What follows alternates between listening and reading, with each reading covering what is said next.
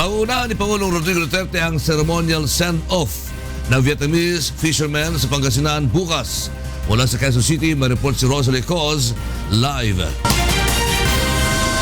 Rosalie.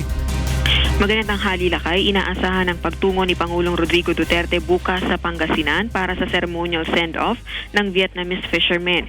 Magdadalawang buwan nang nananatili sa lalawigan ng mga naturang mangingisda matapos mahuli ng Philippine Navy dahil umano sa poaching sa Santa Catalina, Ilocos Sur noong September 8. Gayunman, dinismiss ng Associate Provincial Prosecutor ang mga reklamo laban sa kanila dahil anito ay napadpad sila sa teritoryong sakop ng Pilipinas bunga ng bagyo at habagat.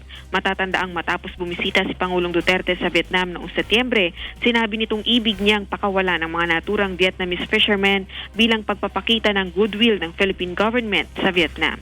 Lakay? Maraming salamat, Rosalie Coz, nag-uulat mula sa Quezon City.